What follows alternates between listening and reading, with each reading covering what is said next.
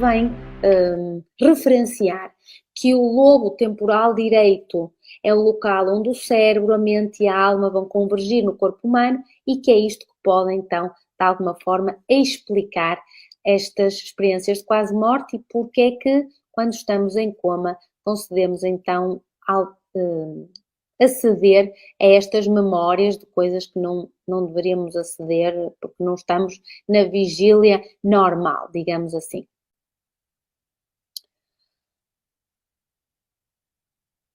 Quando nós falamos de visão médica do tema do que é isso das energias e uma conversa sobre a ciência que explica os campos energéticos e, portanto, o Reiki como uma técnica complementar de imposição das mãos, é interessante ver que os nossos sistemas de crenças ao longo das histórias é o que nos tem impedido de atingir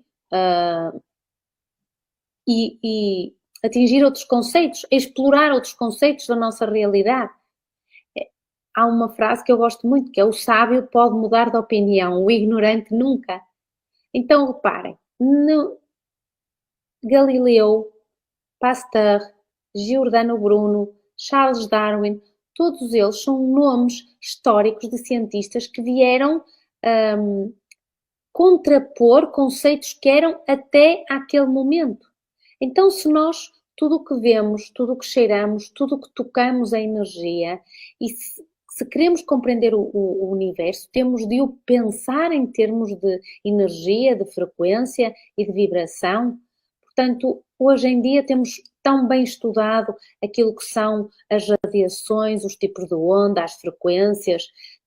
Existem quadros de frequências vibracionais para o que são os nossos órgãos. O cérebro ronda os 80 MHz, por exemplo, uma constipação ronda os 57 MHz, a comida processada ronda os 0 MHz, por exemplo, enquanto que umas ervinhas rondam os 22 MHz.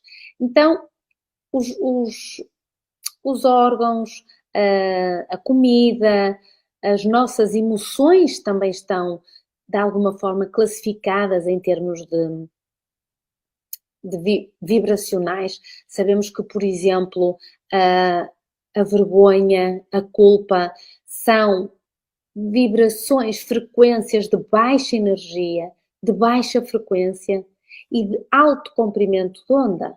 Então é como que estamos num estado mais contraído. Vamos subindo até termos, por exemplo, o ressentimento ou a raiva, já tem mais ou menos uns 150 MHz, ou o orgulho, e depois vamos, a partir daqui, passamos a ter um estado mais expandido da nossa consciência, quando começamos a ter a aceitação com 350 MHz, o amor com cerca de 500 MHz, depois uma palavra que é o joy, que é o desfrute, com 500 e tal MHz, a paz com 600 e o que podemos chamar a iluminação. Todos estes que já são umas frequências mais elevadas, com alta energia, mas com um curto comprimento de onda. Então, desta maneira, conectamo-nos com esta sabedoria, com aquilo que nos traz a ciência, como por exemplo que 70% do universo é energia escura, 26% é matéria escura e só 4% é o resto, as estrelas, os planetas, nós próprios. Então, se o universo é feito de energia escura, 70%, 26% de matéria escura, sabemos que este prana, este ki, esta energia, esta força universal existe à nossa disposição. Então, tudo no universo é energia. É muito interessante porque, por exemplo, o Fred Alan Wolf disse que temos energia no corpo suficiente para iluminar uma cidade por quase uma semana. É como se nós fôssemos o universo a expressar-se como um humano durante um bocadinho de tempo. Somos nós próprios o universo. Por isso é que não pode ser desagradável ou desconfortável a ideia de que possamos, de alguma forma, enquanto terapeutas profissionais para fazer uma determinada técnica, canalizemos esta energia para ajudar uma pessoa. Então,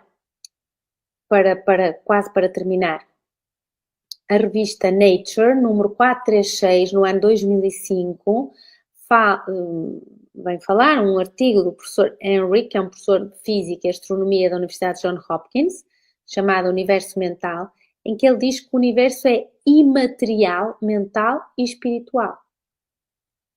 Portanto, de alguma forma é como se energia e matéria são a mesma coisa, o tal é igual a massa vezes velocidade ao quadrado, como, por exemplo, pensem em gelo e vapor, são a mesma coisa em estados diferentes.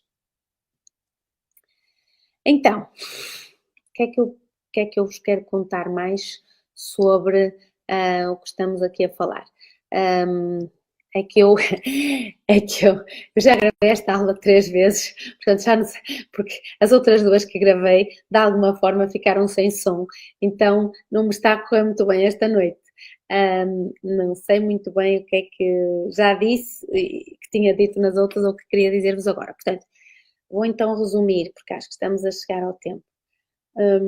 Primeira coisa é que desde há alguns anos para cá, eu venho de uma família de médicos, o meu pai era médico, o meu avô era médico, então eu considero-me uma médica espiritual.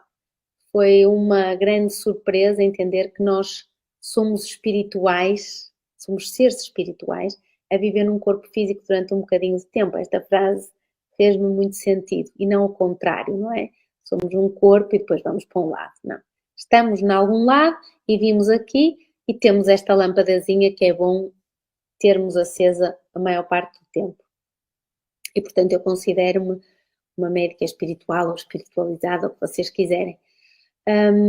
Penso que a área em que eu trabalho, que é a medicina integrativa e funcional, é uma área que, na perspectiva de trabalhar a visão holística do corpo humano, será o futuro da humanidade. E esta área é aplicada a cada especialidade médica ou a cada terapia complementar, ou seja, a realidade da forma como nós deveríamos observar os nossos pacientes era de uma forma holística e integral, olhando a pessoa como um todo. E, portanto, cada queixa que nos traz tem um determinado simbolismo, que era isso que deveríamos, de alguma forma, observar. Claro que a medicina, para mim, digo isto muitas vezes, medicina só existe uma, não existe esta coisa de dizer medicina convencional e medicina funcional, é para separar pedagogicamente, porque só existe uma medicina.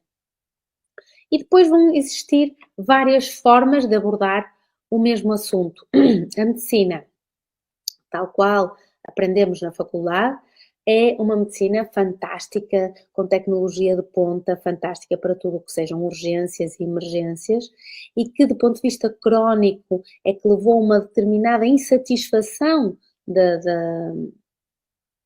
dos seres humanos, dos utentes, e que foi isto que nos Estados Unidos gerou um determinado conceito, que foi o conceito das medicinas complementares e das terapias complementares, que depois se desenvolveu naquilo que conhecemos hoje como medicina integrativa e funcional.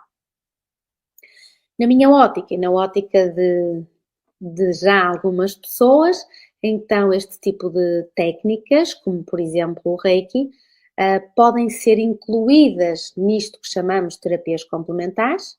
Para isso existe uma associação, como a Associação Portuguesa de Reiki, que também é associada ou que tem uma parceria com a Sociedade Portuguesa de Medicina Integrativa, que é uma associação também sem fins lucrativos, que reúne médicos e terapeutas de medicina integrativa e funcional, assim como utentes. Portanto, todas as pessoas que nos estejam a ver, que simplesmente queiram uma visão holística da sua vida, que se preocupem com a sua prevenção, que queiram ter saúde integrativa, que se ocupam de comer comida orgânica, biológica, comida não processada, que tenham cuidado com as radiações de alguma forma, que estão preocupados com os 5G e os efeitos do eletromagnetismo no corpo, que gostam ou que preferem tomar vitaminas e suplementos e microminerais,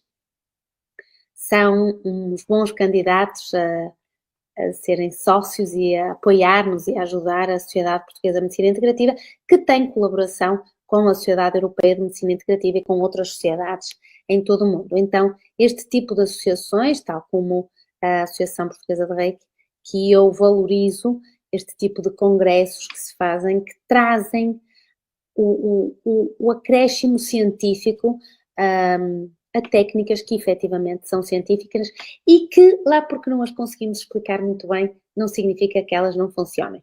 Eu costumo dizer sempre às pessoas, sabe como é que funciona o seu telemóvel, sabe como é que funciona a sua televisão, mas ela funciona e não está a questionar isso para ver a televisão. Aqui é um bocadinho a mesma coisa.